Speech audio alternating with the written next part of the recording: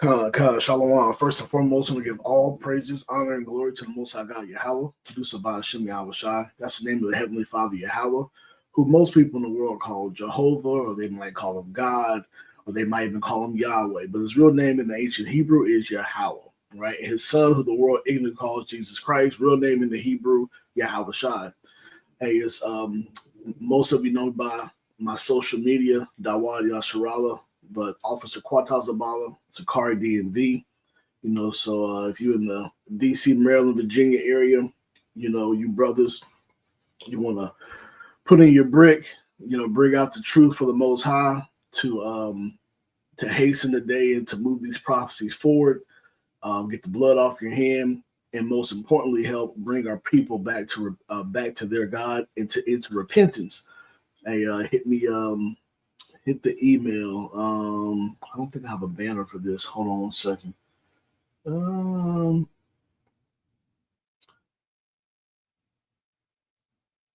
can just do SICARIIDMV at Gmail. SICARIIDMV at Gmail. Right. So you can do that.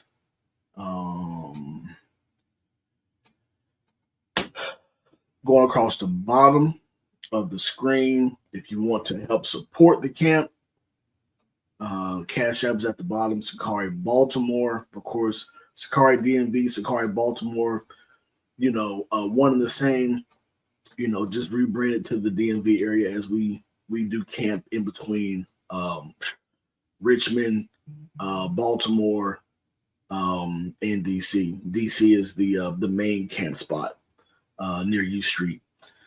So yeah, if you want to support the camp, hit the Cash App, Sicari Baltimore. But hey man, I am excited right now, man, because of all the things that are going on in the news.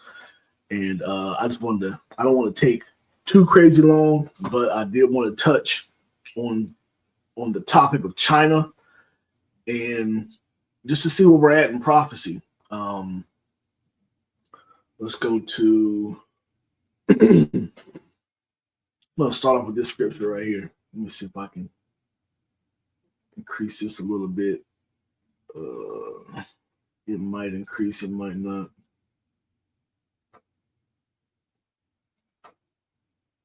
Yeah, maybe not. Okay. This is 2nd Ezra chapter 9, verse 1. He answered me then and said, measure thou the time diligently in itself. And when thou seest part of the signs pass, which I have told thee before, then shalt thou understand that it is the very same time wherein the highest will begin to visit the world which he made. Right? So we have to measure the times. We have to be able to go into the news, see different things that are happening, things that are kind of brewing up in different areas of the world, and be able to go into the prophets and see what visions that they were given, what prophecies they were given, because the prophets were given visions and prophecies, but they were not always for fulfillment at that time. Sometimes they partially fulfilled, and other times they did no fulfillment, and they never understood what they were really looking at because it was for a different time. Let's go to, well, actually, let me finish reading this a little bit more. Verse 3. Therefore, when there shall be seen earthquakes and uproars of the people, then shalt thou well understand that the Most High spake of those things from the days that were before thee, even from the beginning. For like as all that is made in the world hath a beginning and an end, and the end is manifest, even so the times also of the highest have plain beginnings and wonders and powerful works and endings and effects and signs, right? So it's just telling you, like, the Most High did a great work, powerful works and wonderful things in the beginning to set up the entire earth, to create man, all the animals, different things of that sort, right? That was powerful. That was a wonderful thing to be able to have happen and to be able to see how the Most High, did that through his scriptures. And of course, what you can see that's in the earth now, right? But also the end is going to come by having effects and signs. So different things are going to happen. Different signs are going to be happening in the heavens. Earthquakes, volcanoes, which volcanoes and earthquakes are really synonymous with one another in different aspects. Major storms, uproars of the people. We can go into wars and rumors of wars, like Yahushua said. These things are going to be happening, and that's how we'll know as this intensifies that we are moving closer and closer to the end. And we should be able to take the different prophecies that the prophets were given, match them up, and say, wow, we're close. We're down to the nitty-gritty, right? And there's nothing wrong with doing that. That's the job of a watchman, is to do those things, right? It's to be able to do that and to warn the people, right? So the warning to you Israelites, you blacks, Hispanics, and Native Americans of indigenous descent is to repent and keep the commandments of the Most High God, Yahweh, and have faith in his son, Yahushua, who the world ignorantly calls Jesus Christ, right? You got to stop sinning so that way you can make it out of the destruction and the perilous days that are ahead, because there will be an hour of temptation. There will be plagues that come onto the earth. Do you want to get caught up in these things, or would you like to be saved out of these things? I would say you want to get saved out of these things. You want to be delivered from those things, and you want to be delivered from the hands of your enemies, right? But if you don't repent, you're going to stay right in the hand of your enemies, and you're going to have to deal with the harshness of these plagues, and a part of those plagues is thermonuclear destruction, right? Verse 7, and everyone that shall be saved and shall be able to escape by his works. The only way you're going to be saved out of these things that are happening is by your works, by the works and the commandments, right? And by faith, and by you having faith in Hamashiach Yahushua, whereby ye have believed, shall be preserved from the said perils, and shall see my salvation in my land and within my borders, for I have sanctified them for me from the beginning, right? So ultimately, this will be going into the elect being saved. That's the ones who are sanctified from the beginning, and who will be the first fruits and deliverance whenever Babylon falls, right? So we got to measure the times diligently. Let's go to Salakia.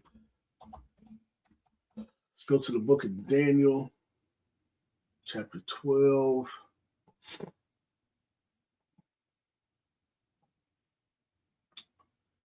And verse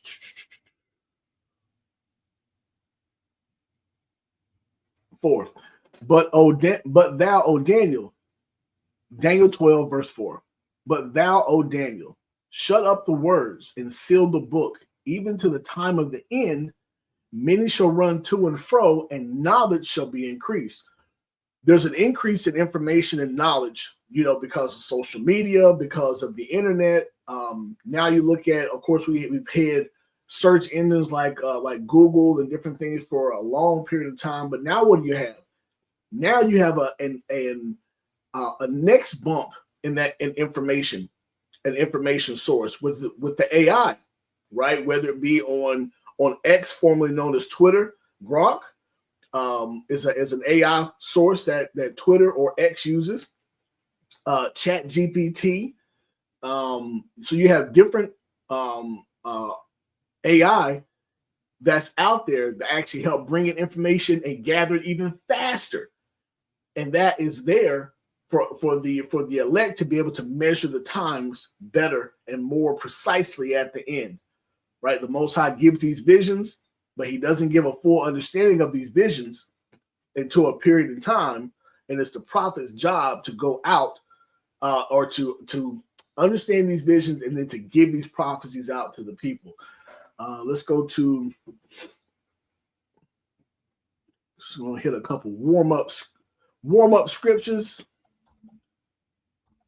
as we get ready to go into the geopolitical scene.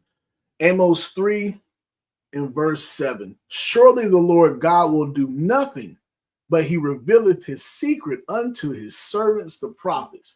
Right? If you read this in another translation, it says the Most High does nothing until he reveals his secrets to the prophets. So basically, prophecy does not move forward until the prophet is given the understanding of that prophecy, and then that prophet and prophets can actually give that understanding to the people, and then that's whenever prophecy moves forward. So it's very, very important that we can't just sit on our hands, to say, and not do this work, because if we don't do that and we don't prophesy to the people, the prophecies won't move forward.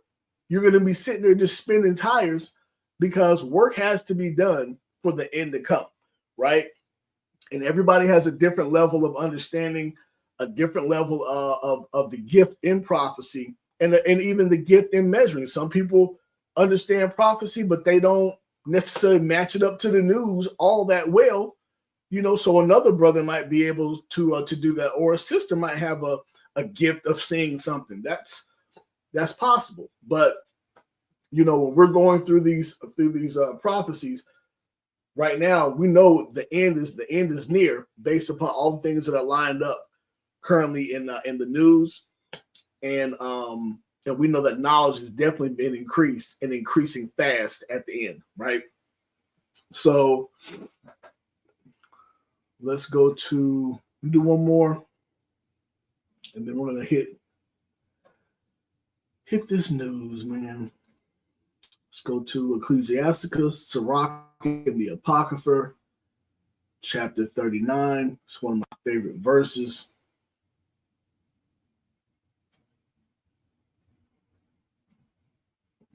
One of my favorite verses. All right. 39:1.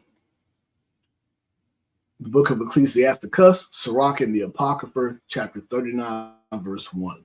But he that giveth his mind to the law of the Most High, and is occupied in the meditation thereof, will seek out the wisdom of all the ancient, and be occupied in prophecies, right? Certain men are going to be constantly occupied in prophecies, right? Primarily, you're going to see brothers that are heavily teaching on these street corners. They're most of the times the ones that are really occupied in prophecy. And even within inside of those brothers, you'll have different brothers that have a different gift of being occupied. Hey, and we know that the Most High said that he was going to pour out the Spirit and pour out prophecy in people, and men and women and children, right, with dreams and be given visions, that, especially at the end, right? And everybody will have their own portion in the Spirit to be able to give that information, out at the appropriate time, right? Sometimes I've had brothers and sisters send me things, directly. I don't always see everything, right? I don't see every piece of news that comes out. So a brother or sister might send something to me, and I go, wow, that's the Spirit, because I didn't see that. Awesome, boom. Now I can make a post and put it on the IG or whatever the case may be, right? But yeah, if you see things, even if you feel like, Dawad, he's always on top of the news, I don't need to send him anything. Nah, send it to me anyway, because you might be helping me to be able to line something up in prophecy. You never know. So definitely send it to me directly. But we gotta be occupied in prophecy, and the thing that, it's the reason why Christians don't understand what's going on in prophecy is because they don't keep the law, right? You got to be occupied in this law. You got to have your mind meditating on this law for the Spirit to really dwell with you, for the Most High to give you the Spirit to be able to see things lining up in prophecy. If you're not keeping the law and having the faith, you're not going to be able to see it. Things that brothers might be talking about in videos or might be teaching, it might be foreign to you, because you're like, oh yeah, that sounds far-fetched. Yeah, you start keeping these laws and commandments and meditating in this news every single day, right? And seeing what's happening, it's gonna line up pretty quick and make all the sense in the world. right? But if you're keeping the laws and commandments and you're meditating on that and you're seeking out the wisdom of all the ancient, our forefathers, the wise men that they were, right? You're going to undoubtedly be occupied in prophecies, right? And I'm not trying to pat myself on the back, but I can just tell you from my standpoint, I'm occupied in prophecy all the time. Like, I don't watch TV. I watch some YouTube. Of course, I watch brothers and their lessons. All the Shikari camps. I watch brothers and their lessons from the West Coast to the East Coast to down south, right? But whenever I'm not looking at a video or something of that nature, you guarantee I'm scanning the geopolitical airwaves for what's popping, because I'm ready to get up out of Babylon. Who doesn't want rulership, right? I want rulership, and I'm ready to get up out of Babylon, by Hashem Yahushua.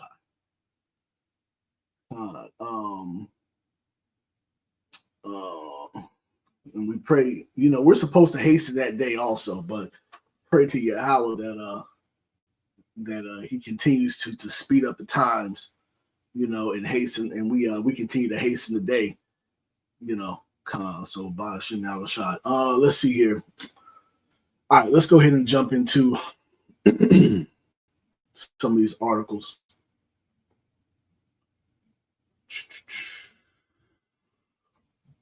So much that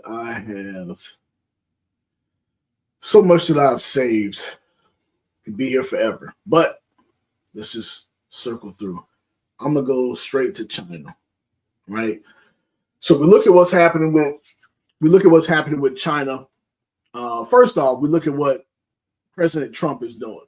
Trump has brought on a trade war, ultimately with the world. Most countries are looking to make a deal. A lot of countries are like, we're not going to stand for you basically blackmailing us into having to make a new deal. But the one thing that Trump is really, the target is China. That's his target. It's not all these other countries. It's not, these smaller countries that are out there in the world that play a role in the consumption that America has. Number one, America is the biggest importer of goods in the world, right? America doesn't really produce a ton of anything. They have certain resources. They have oil and gas and things of that nature that they do definitely sell out to people, right? They could be selling out a lot more.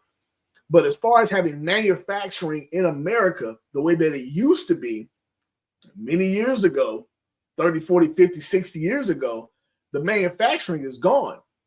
China is the manufacturing hub in the world. And America has continued to be the consumer in the world. And that consumption is built on debt, ultimately, right?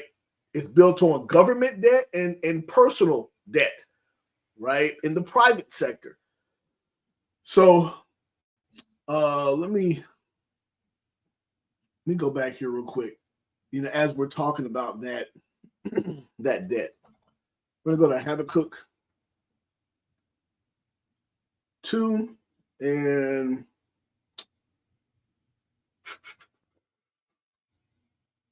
we're going to start at verse 2. I'm going to read down through verse 9. And the Lord answered me and said, Habakkuk 2 and verse 2. And the Lord answered me and said, write the vision and make it plain upon tables, that he may run that readeth it. Right? These visions are given to the prophet, in this case, Habakkuk. And then once they write those visions down at a later point in time, somebody reads it and sees it, and they say, oh, shoot, this is happening now, or this is starting to happen. This is formulating itself. I can see this happening, right? So the prophet's job is to take that vision, write it down. It's not always to understand everything at that point in time, just to reiterate that. And the Lord answered me and said, write the vision and make it plain upon tables, that he may run that readeth it. Verse 3, for the vision is yet for an appointed time, but at the end it shall speak and not lie. Though it tarry, wait for it, because it will surely come. It will not tarry. So the vision is set for a particular point in time, but the Most High wants that vision to be understood and brought out. Right? You're not going to be able to go in the Bible and just automatically say that everything has happened. That's why, like somebody like a preterist, to say that everything has been fulfilled, everything has happened, is crazy, because there's obvious prophecies that have not happened yet. Right? So if we look at this and what Habakkuk is talking about, let's keep going.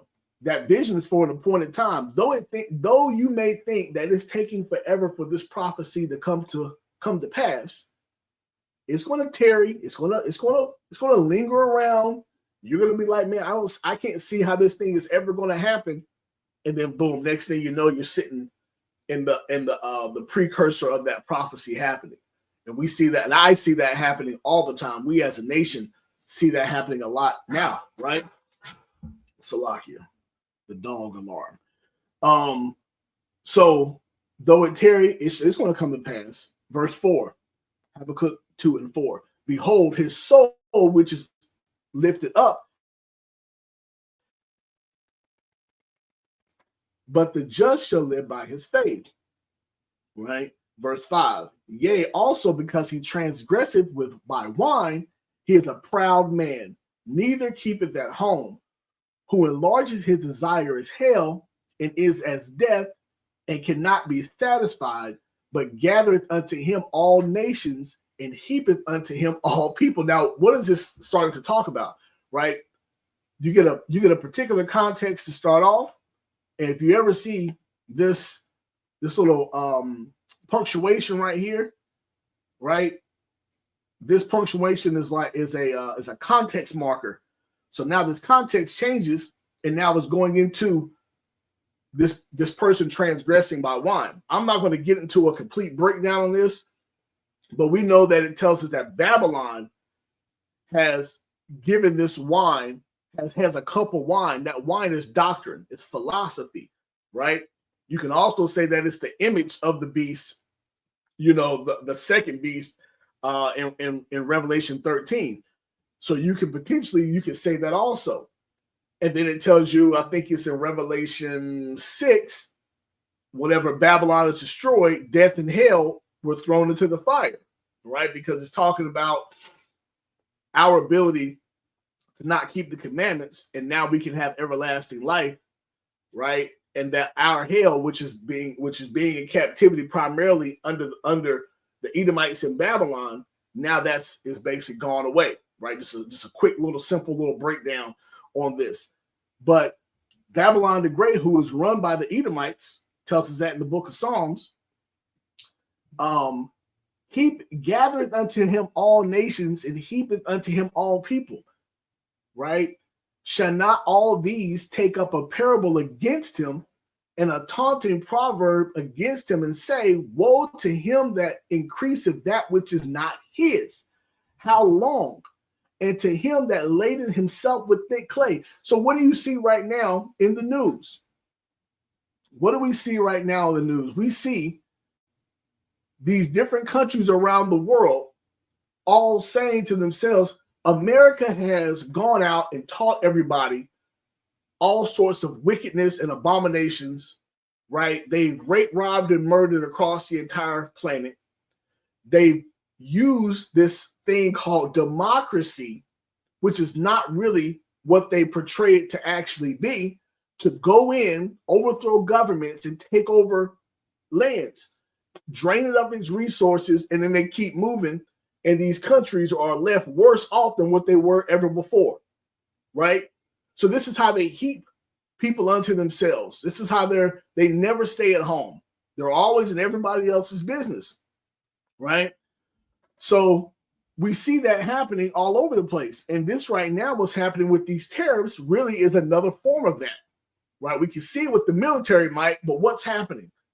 Trump is threatening military might in Iran. He's threatening military might, other places in the world also, but primarily his fixation is on Iran.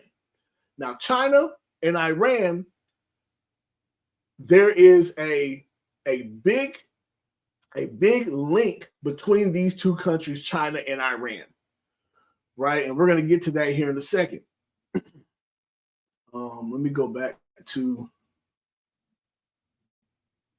here, right? Nations. It says, shall not all these people, so all these different people that have been gathered unto Babylon the Great, right, or America, are they not going to set up a parable against him, a taunting proverb against him, and say, woe to him that increaseth that which is not his? Because some of these countries are saying that that Trump is trying to blackmail them, right? And because, like I said before, they come in as a form of democracy, but then when they slide in, they're backhandedly taking the resources. What do you think was going on in Syria? How on one hand in Syria, they tell you that there's no U.S. presence and military in Syria, but in the other hand, people will directly tell you that there are military that is guarding the oil and gas fields in a portion of Syria. Those oil and gas fields that primarily supplied the oil and gas that America was receiving through imports. So they went and put the military in, and ultimately they were not paying this money to the Syrian government. They just started taking it. That's America. This is who this is talking about overall. Right now, we know the Edomites, when it comes down to it, they wicked as hell. They kind of all do this. France did this all through Africa. We know the Caribbean. We understand that. But when we look at this right here, this is really going into America. And this next portion will show that, right? Woe to him that increaseth that which is not his. How long? And to him that laden himself with thick clay. Let me see. Right, what is this thick clay talking about? I don't know if this thing is going to.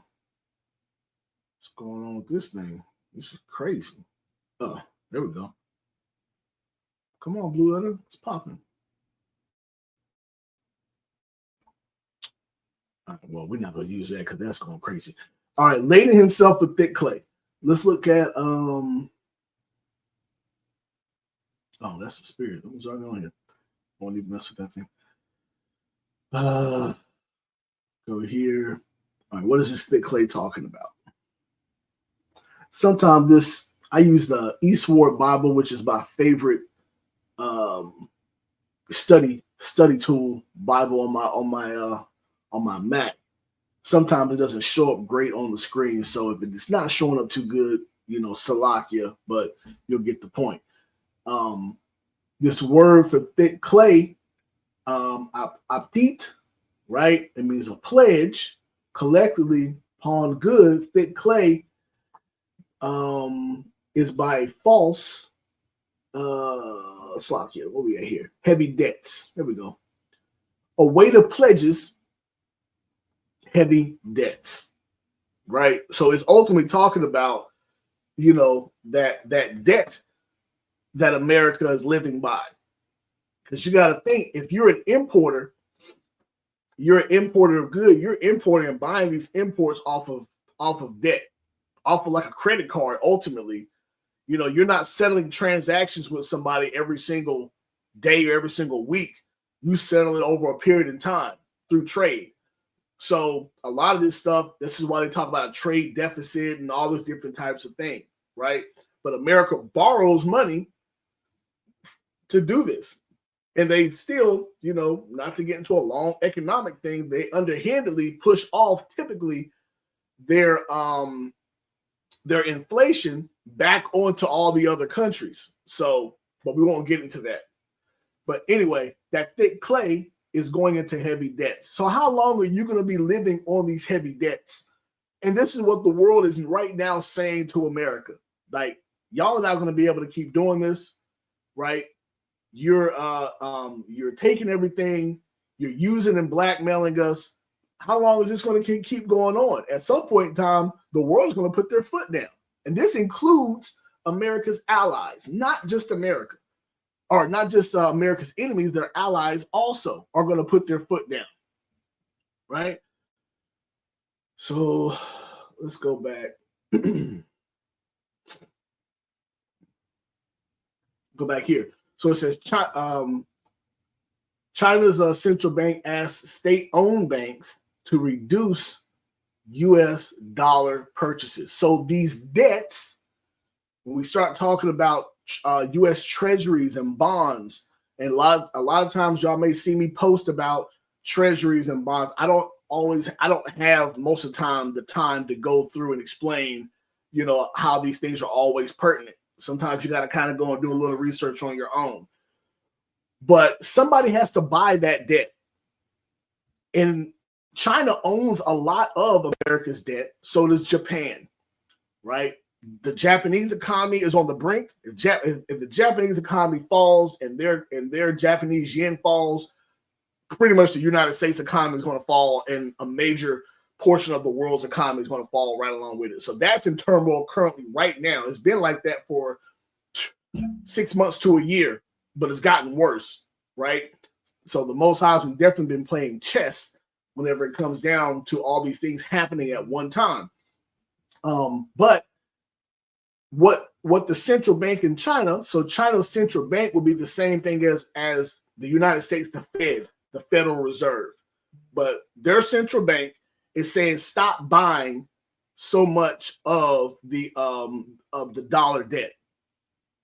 So basically, reduce the amount of money that can be used on that credit card in dollars. That's what they're saying. And they can do this by just not purchasing more debt. So when America wants to borrow, somebody has to come in and buy a treasury bond. Then America pays that country in interest over the course of 6 months, a year, 2 year, 5 year, 10 year, 30-year treasury bonds, and that country's making money off of the interest and the debt that they borrowed or that they've lent to America. So China's saying, we're not going to lend too much more money. Matter of fact, we're going to start selling back our bonds to get our money back. Because if America wanted to default, the people that are going to suffer are all these countries that have the debt. They're going to be the ones left, with the bad check because America can't pay their bills, right? So China's like, okay, so you want to put these tariffs on us? Slow down the spending. We're not gonna buy any more American debt, right? In turn, we know that a lot of places, if you see the price of gold is going through the roof, instead of buying dollars, these countries are buying gold. That's why gold's going through the roof. So if you've ever seen me put up a post saying that gold is showing a warning sign or gold, I might just put a post up. I might just say gold. But the warning sign is that people are not buying that thick clay anymore, right? So this is how we can see that happening in prophecy, right? Let's go here. So these are the top 10 companies that are going to suffer because of the tariffs that Trump has placed on China, right? Apple, it says 90% of products are assembled in China. There was another article that I saw that said the average price of an iPhone against the new iPhone against the 16s, they said the price is would jump to $3,500 per phone. Crazy work. And we're not even talking about, some of the larger memory devices, so we're talking $3,500 on the average. But 90% of Apple products are assembled in China. Apple actually went and flew in iPhones. I can't remember from what country. It wasn't from China. It was from somewhere else. They flew them in. No, they might have been from China. They went, they got the iPhones, and they flew them in on cargo planes to avoid the tariff that they would have to pay on them by it coming from China, to get it in before the actual date came. Ford Motor Company, Tesla, 50% of vehicles and 100% of the battery parts come from China in assembly. Walmart, 70-80% of the merchandise from China. Qualcomm, which is telecommunications, 66% of revenue is from China. Micron Technology, tech company, 57% of revenue from China. Boeing, of course, Boeing does military and private sector planes and other forms of weaponry and so forth and so on. Titanium and electronics, heavily from China.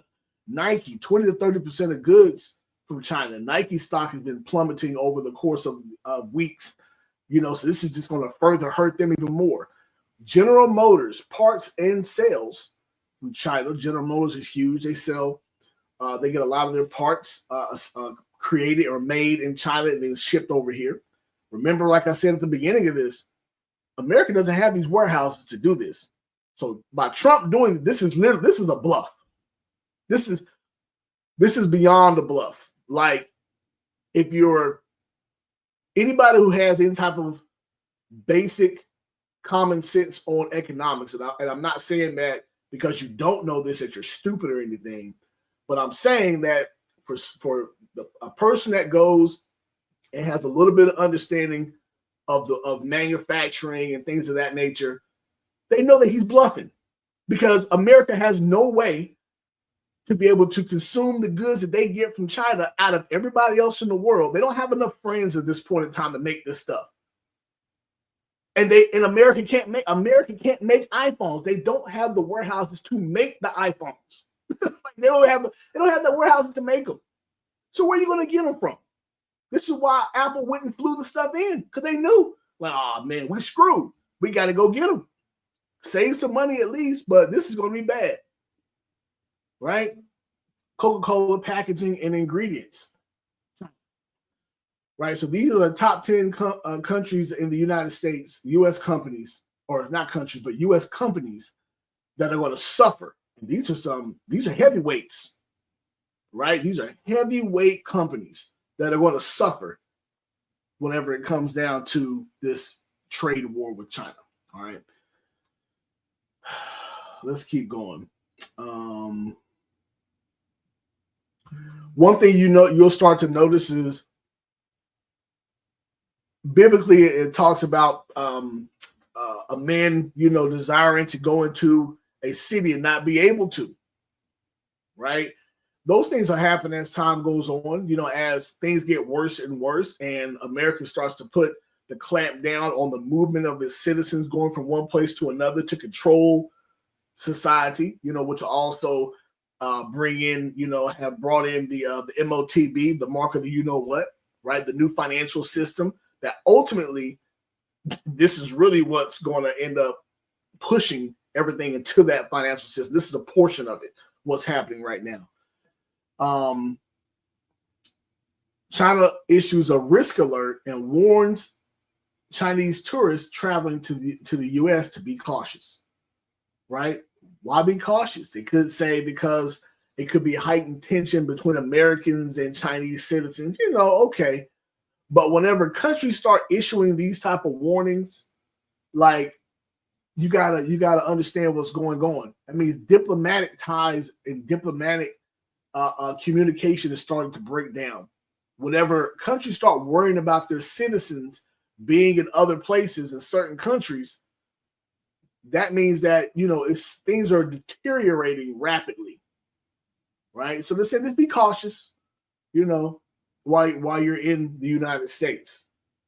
And at some point in time, we know that Babylon the Great is going to be destroyed, and there's going to be some people here from other countries that they're going to get caught up in the destruction of Babylon also. So we really will start to see things escalate whenever you start seeing like Russia, how they had their ambassador was brought out of the United States back to Russia last year. And I don't know if he came back or another one came back, but after his term was over, they didn't send another one back. That's big time geopolitical news you know, when it comes down to it. So, but yeah, so seeing things like this, you can see relations bringing out, you know, this is funny as hell. The Chinese they've been trolling, you know, Americans, not trolling all American citizens. They're trolling these Edomites, these cave people. That's who they're trolling, right? Isn't that the Most High has a funny way of just letting us know that yeah, the Edomites are running Babylon. There you go, right? This is an image of China, China as a trade partner to the world. So back in 2000, you know, all these countries in red were the major trade partners, you know, with China, right? Now we know the United States was a major trade partner with China and still is. You know, from an import standpoint, they're importing a lot. Now look at it. What they call the what do they call it? The global South, the countries that don't have so much of the political and military power from a certain stance. You know, now these countries are starting to, you know, have more influence because of the trading with Russia and with China. But right here we're talking about China, right? So China and Russia have increased. All of Africa has increased its trade. All the Middle East, for the most part, except for Israel. And then you start going into South America, you know, also, right? And then, lo and behold, what you got up here? Greenland. Isn't that what Donald Trump wants? He keeps talking about how he wants to annex and take over Greenland. Why do you think that is? Just because he just woke up one morning and said he wanted to take it? No, because of look who's there, right? Russia would be there also from certain standpoints, but primarily because China controls that. And he looks at this as being a strategic issue from a military standpoint, from a potential attack. And he's right. I mean, he's not wrong. He's right. So, so we'll go into this real quick. And then I'm gonna hit a couple more precepts, and then I'll make another video for the second half of what I wanted to go into. So I put a post up on X on about was it last week? Yeah, last week on the 6th, and it's got a blockade on Iranian oil. ... Do y'all know why Japan attacked Pearl Harbor? Look that up, right? So if you are unaware of why,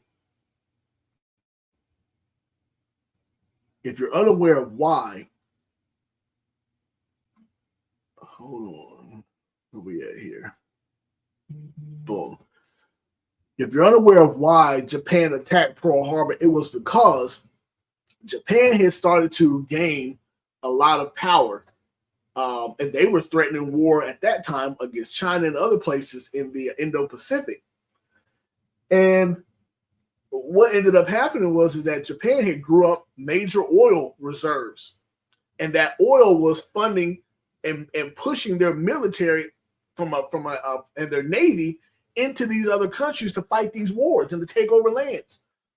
So the United States started putting sanctions on different products on Japan, so they couldn't get certain things. And then ultimately they put an embargo on the oil. So over the course of like 3 to 4 years, it kept putting more and more pressure on Japan, and then Japan attacked Pearl Harbor. That's really what happened. It wasn't just a blindsided attack out of nowhere. It was because America didn't want Japan to keep doing what they were doing, which is ultimately the same thing that America does. Goes around, takes over different places, annexes this, talks about democracy, but because America sees somebody else do it, they're like, oh, we're not getting anything out of this. We can't let them keep doing that. And then they got attacked. That's what happened. But this post right here it says the United States is considering a plan to disrupt Iran's oil exports by halting vessels at sea. The proposal would involve using U.S. naval assets to intercept and detain tankers carrying Iranian crude, with the aim of cutting off Tehran's revenue and increasing Slovakia.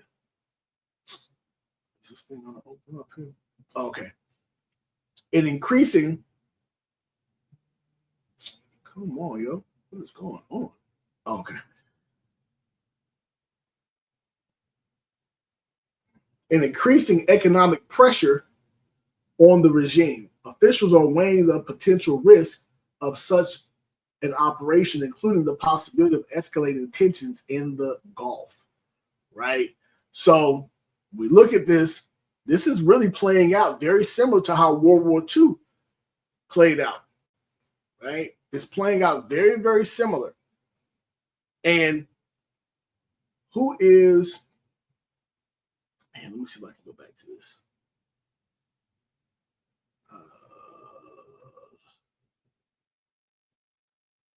I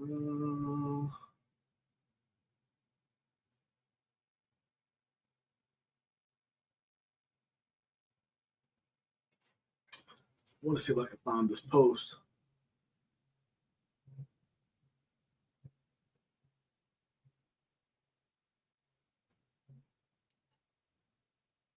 Hold on 1 second. 1 second. Salakia. Give me 1 second. Got a quick call.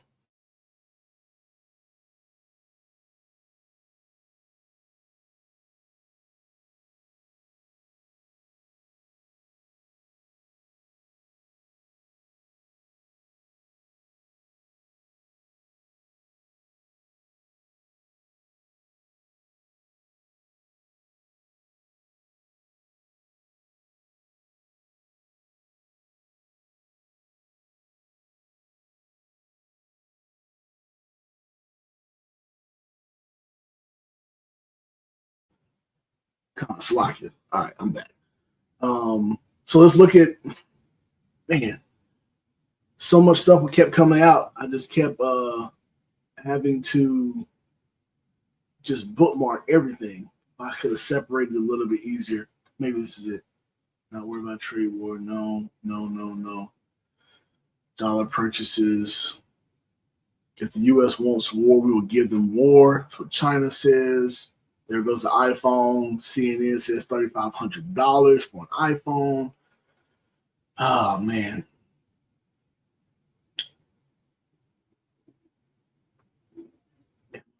Amazon's increasing prices. Hold on, man.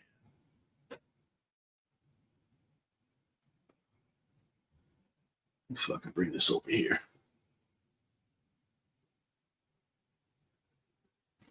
There we go. Yeah. Okay, here we go. All right. So this right here shows Iran's oil exports. Let's go down. All right. So basically, we look at Iran's oil exports, right? So in 2017, China was 26% of Iran's oil exports, right? So Iran exported 26% of its oil went to China. That's what it was. In 2023, it was 91% of Iran's oil exports goes to China. So now you got to think to yourself.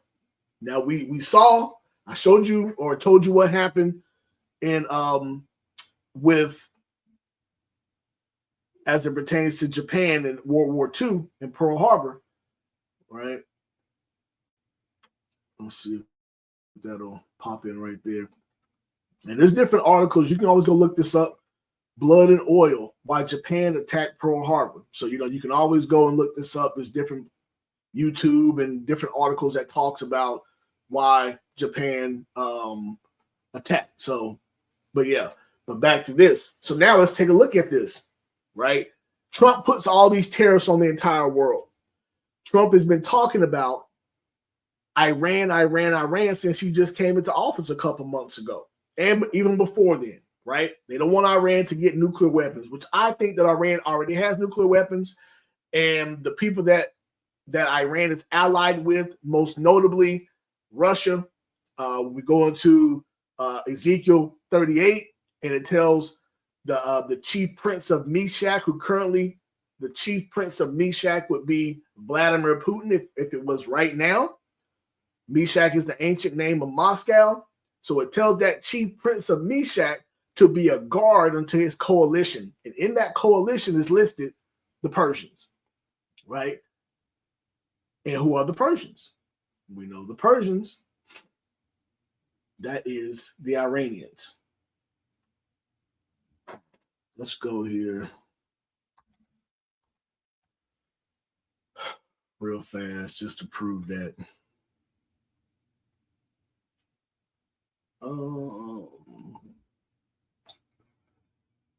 Ezekiel 38 and verse 2. Son of man, set thy face against Gog, the land of Magog, the chief prince of Meshach and Tubal, and prophesy against him. Right? So Gog is not a land. Gog is a person. G-O-G. Gog is a person. Gog is the chief prince of Meshach. Meshach, ancient name Moscow, right? Now, they are in the land of Magog. When you look that up, it's modern day Russia, okay? But it says, prophesy against him and say, thus saith the Lord God, behold, I am against thee, O Gog, the chief prince of Meshach and Tubal, and I will turn thee back and put hooks into thy jaws, and I will bring thee forth, and all thine armies and horses and horsemen, all of them clothed with all sorts of armor, even a great company with bucklers and shields, all of them handling swords. So the Most High basically was going to build up the Russian, the country, the military, so forth, and they would get to a point that they start turning back and taking over lands that they lost whenever they were the former Soviet Union, right? The former Soviet Union lost the Baltic states and other areas that were a part that buffered Europe, Western society, and Russia, right? And those countries all broke down, and there was a buffer zone. But now you start to see that the spirit is being put on them to go back and start taking over some of these places, which is where you see Ukraine, the Ukrainian war happening now for the past 3 years, going on now, and then rumors of other wars, right? Wars and rumors of wars of other places potentially being attacked, the Baltic states in Eastern Europe also, right?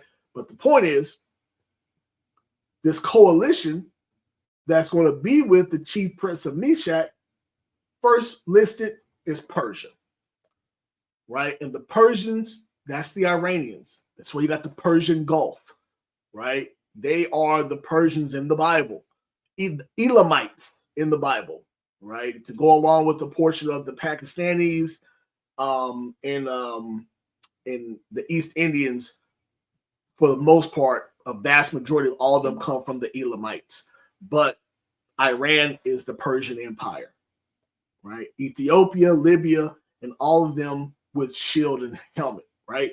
So let's go and just drop down to, we'll go through verse 6. Gomer and all his bands, the house of Togarmah and the north quarters and all of his bands and many people with thee. So you start to see these different countries and what we consider in the ancient world was Asia, not going so far into China, but like Turkey and that area coming all the way down. And then you start going into, you got Ethiopia and Libya. The Libyan Empire wasn't just the country of Libya now, it's primarily all of North Africa. Ethiopia would have been considered Ethiopia and Djibouti and Eritrea. You know, that Horn of Africa is all a part of the Ethiopian Empire. And then the Persians had what we know today as Iran and a portion of the lands that I was talking about before. And then you keep going down, But it's telling the chief prince of Meshach, who today that would be Vladimir Putin.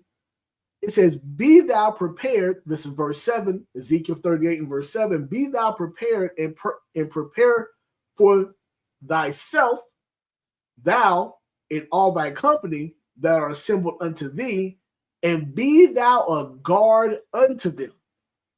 So whoever the chief prince of Meshach is, right, he's told to guard his coalition because he's the military might in this coalition. He's the military might in this coalition. So we go back here and we see what's going on here.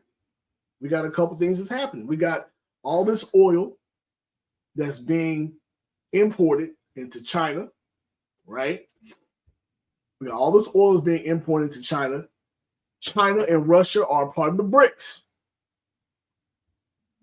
right? So if we go into Zechariah 1, all this is going to make sense, you know, through the Spirit, Most High God, Yahweh, Hashem, Yahweh Shai. You know, I pray y'all understand what's going on here. I'm lining up and measuring and showing you prophecies and how they all interchange and link at one time, right? So,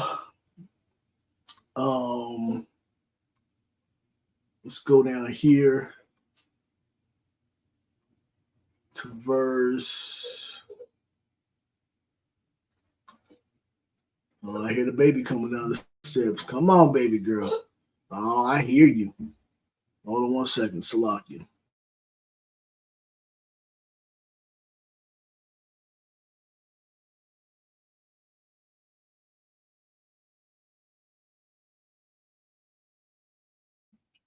Right, so, all right, Zechariah 1, and we're going to start at verse 18. Then lift I up mine eyes and saw, and behold, 4 horns. Now, who are these 4 horns? There's 4 horns. If you look at like the ancient altars, they basically had like, you know, like horns or 4 points on the altars. So this is the strength of a kingdom or a nation of people or an empire, right?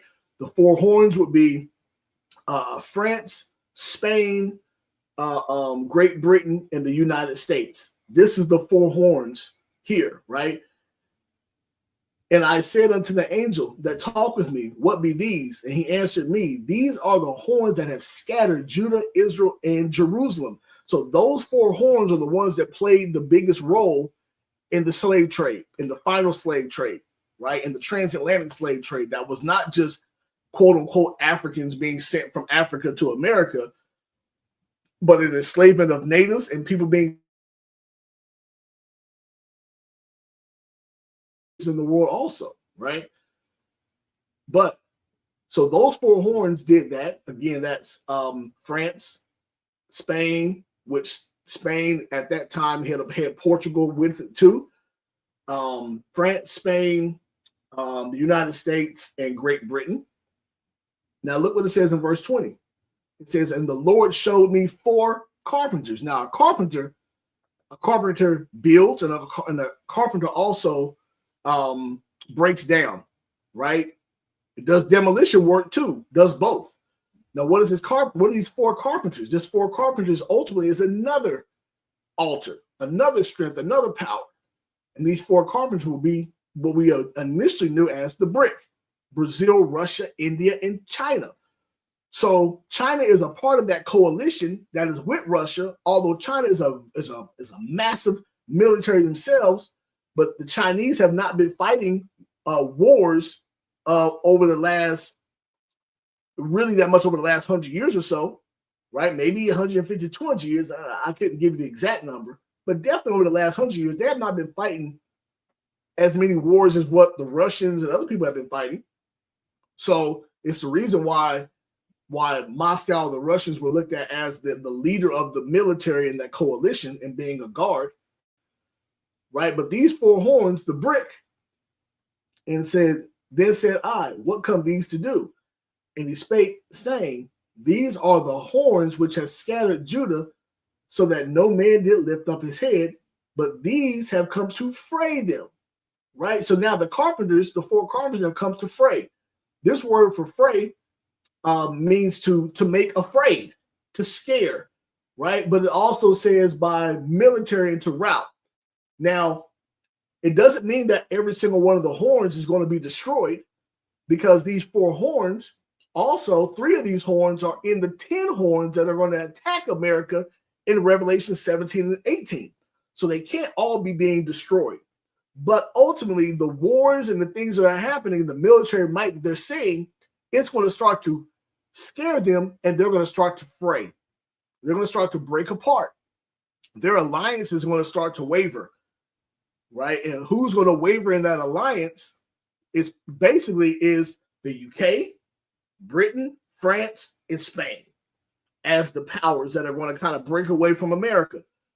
And so when you start seeing things on the EU, things of that nature, and the European Union doing their own thing, and will America be in NATO? This is why, right? So we can see prophecy being measured and coming, and foreseeably coming to pass.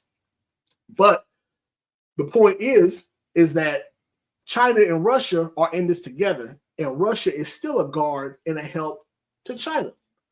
So we go back over here again. These oil exports that are coming from Iran going to China.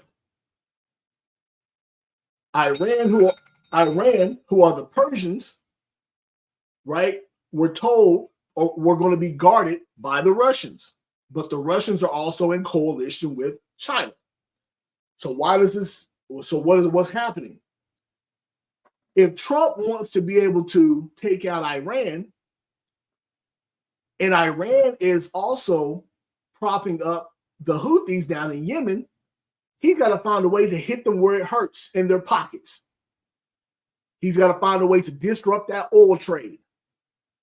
And China is the one that is consuming that oil. So now what does he do? He puts these tariffs out there, crazy amount of tariffs on China. He pulls the tariffs back on everybody else, but leaves them on China to get China to come into the negotiation table. I told a couple brothers this yesterday, and like clockwork, within hours, you started seeing the articles come out about how Trump was wanting to get them to the negotiation table, right? So, and from my viewpoint, what I see him doing is then trying to sell American oil and fuel to China, right? To take away some of the economic power that Iran is gaining from selling it to China, right? This will be a way. It's not a direct blockade, but this is a form of a blockade. Now, do I think China's going to go for that? No, I don't. But that ultimately is what I see that Trump is really trying to do. And this is why whenever you look at the geopolitical landscape, it all is pertinent to us in the Bible, because this is how we measure the times. This is how we can see all these different prophecies from Zechariah to Habakkuk. We haven't even gone into Isaiah yet. Ezekiel, Yahushua talking about wars and rumors of wars. Ezra getting his prophecies. We haven't gone into Jeremiah. We can see all these things are all fitting into the narrative of what's going on right now, right? Let's go. I'm gonna go back here and just look at a couple more articles, and we're gonna close out. And then I'll do another video. Here we go. This was on a couple days ago. Well, yesterday, the 9th. Spain rejects U.S. warning, seeks a stronger trade ties with China. Stronger trade ties with China means stronger trade ties with the BRIC, primarily, right? And the BRIC are the carpenters, and this would be one of the horns being frayed because of why? They dealing with another BRIC member, Russia. They fighting this war. They scared about that. Now they're like, oh shoot! Now the United States is putting these tariffs on us. Okay, well, we're going to turn over here to China, and we're going to try to increase our trade partnership with them because the United States is acting up. and the biggest trade partners between between the United States is with the EU. It's pretty heavily a trade partner. So yeah, like, man, we gotta look out for ourselves. Even France has said that they have to look out for themselves because America is looking out for themselves now, right? So China's saying that they're going to reduce the Hollywood movie imports. Amazon going to increase prices. Look at that. China scoops up Brazilian soy as trade war with the United States worsens. So now instead of getting so much of this soy that there's an actual product that America sends out to other to countries, especially to China, they went to another BRIC member to get the sources instead, right? Chinese embassy in the United States, we will absolutely not sit by and let others take away the Chinese people's legitimate rights and interests, or let anyone sabotage the international trade rules and multilateral trading system. Sounds like Habakkuk a little bit to me, right? How long is this going to go on? You definitely are not going to be trying to blackmail us, when it comes down to it.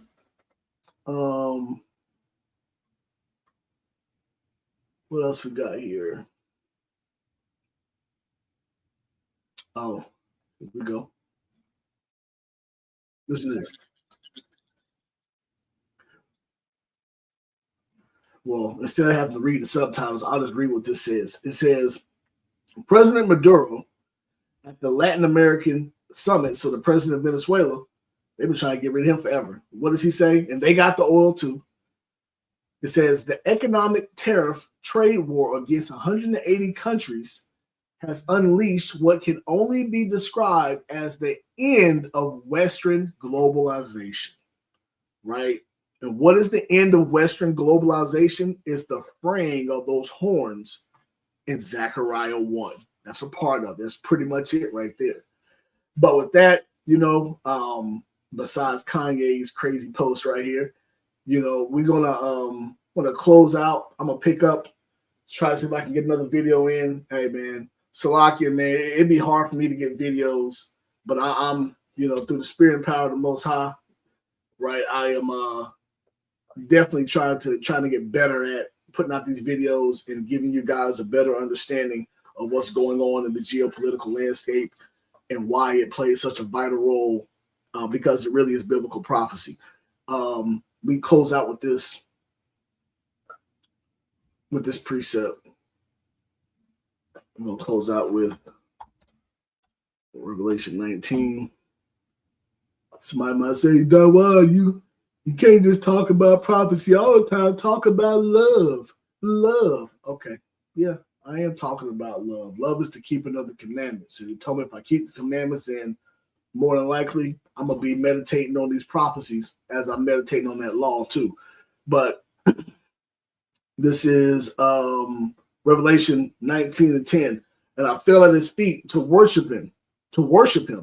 And he said unto me, see thou do it not. I am thy fellow servant and of thy brethren that have the testimony of Yahweh Shai.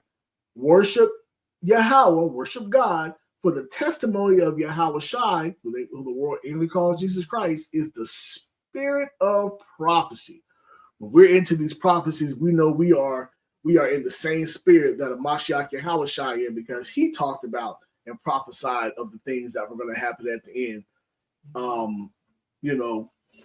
Luke 21, Matthew 24, and then of course he's written in the volume of the book. We can go and see other things being prophesied also. But with that, give all praise and honor and glory to the Most High God Yahweh.